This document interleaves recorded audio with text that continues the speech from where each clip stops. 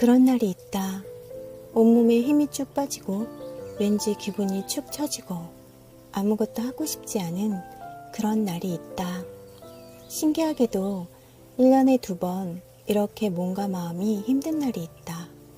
바로 추석과 설날이 있는 명절날이면 기운이 없어지고 몸이 아파온다. 2022년 결혼을 한 나는 솔직히 지금은 명절이 기다려지고 좋은 날이 아닌 그냥 싫은 날이 되어버렸다. 분명한 이유는 있다. 남편의 동생과 사이가 안 좋은 이유다. 2년이 지났는데도 내 몸은 신기하게도 먼저 명절이 되기 전이면 이렇게 날 힘들게 하는 걸로 반응을 보인다. 머리로는 분명 괜찮아, 편하게 생각하자 라고 다짐해도 마음은 그렇지 않다는 걸 느꼈다. 그래서 나는 이번에 확실한 방법을 찾기로 했다. 그 이유는 나 자신을 위해 더 이상 스트레스 받지 않기 위해서이다. 사실 재작년에 그래도 새로운 가족이 생겼으니 내가 좀 더 참고 잘해보자 라고 다짐했었다. 상대방의 비율을 맞춰주며 웃기 싫어도 웃어주면서 나름 노력하고 있었지만 내 마음은 편하지 않았다.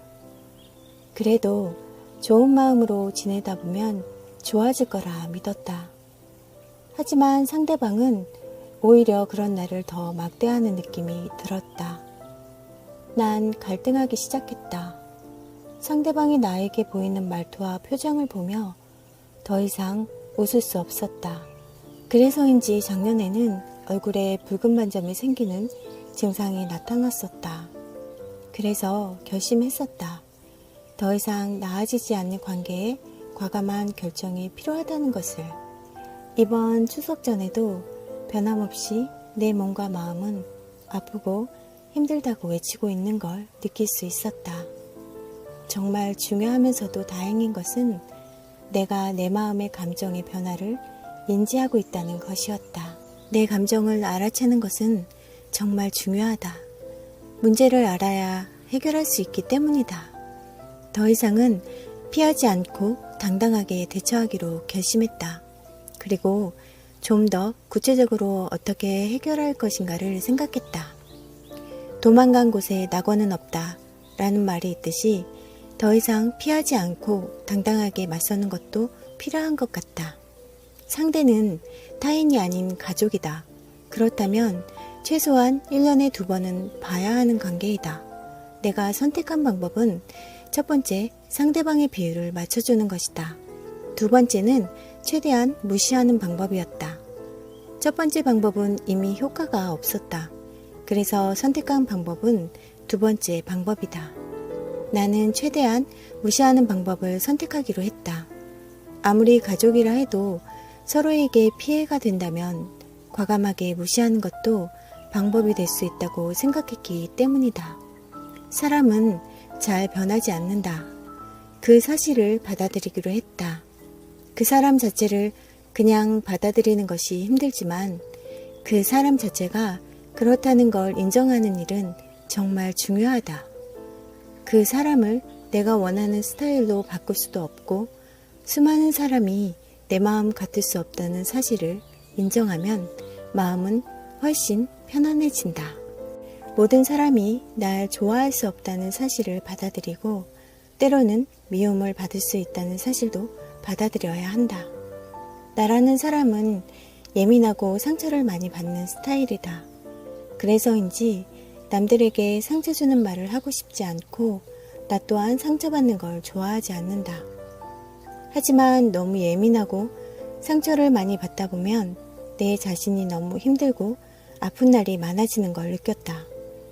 나는 항상 마음의 편안함과 맑은 마음을 꿈꾼다. 마음이 편안하려면 최대한 과도한 스트레스를 받지 않는 것도 굉장히 중요하다고 생각한다. 사람 관계는 언제나 어려운 것 같다. 하지만 서로 간에 적절한 사이를 유지하면서 지내야 그 관계는 더 좋고 오래 갈 수 있다고 생각한다. 이제는 더 이상 날 힘들게 하는 사람에게 애쓰지 않기로 했다. 예전에 드라마를 보다가 복수를 하고 싶어 하는 사람을 위해 의사가 이렇게 얘기했었다. 진짜 복수 같은 걸 하고 싶다면 그들보다 나은 인간이 되거라. 분노 말고 실력으로 대갚아줘. 라는 말을 듣고 마치 나 자신에게 하는 말 같아서 내 마음이 뻥 하고 뚫린 듯한 느낌을 받은 적이 있었다. 사람 때문에 상처받았던 마음을 이제는 더 이상 내 자신을 원망하고 자책하고 상대방을 미워하는 일을 반복하고 싶지 않다. 그래서 내가 마지막으로 선택한 방법은 나에게 행복을 주는 작은 일상에 좀 더 집중하자이다. 걱정하고 불안하다고 해결되지 않는 문제를 밤새며 끙끙 앓고 있다고 해결되지는 않는다. 이 사실을 알고 있다는 것도 정말로 중요하다.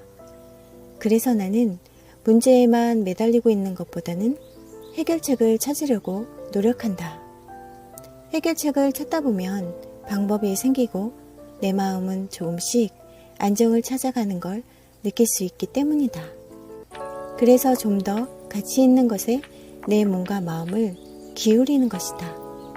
아주 작은 것부터 시작하면 좋다. 화분에 물을 준다거나 청소를 한다거나 산책을 한다거나 반신욕을 한다거나 내가 평소에 좋아하고 행복하게 느끼는 것들에 좀 더 집중해서 그 시간을 좀 더 늘리다 보면 마음은 훨씬 편안해진다. 그리고 좋은 사람들에게 더욱 집중하면서 그들과 행복한 시간을 보내는 것이다. 이제 나를 힘들고 아프게 하는 사람은 있고 내가 행복하고 즐겁고 기쁜 일에 더욱 집중하며 좀 더 행복한 시간을 보내야겠다. 누구보다 환하게 빛날 나의 행복을 위해 화이팅을 외쳐본다. 행복님들, 다가오는 추석 좋은 사람들과 행복한 시간 많이 보내셨으면 참 좋겠습니다. 슬픔과 아픔은 날려버리고 행복님들의 행복을 기원합니다.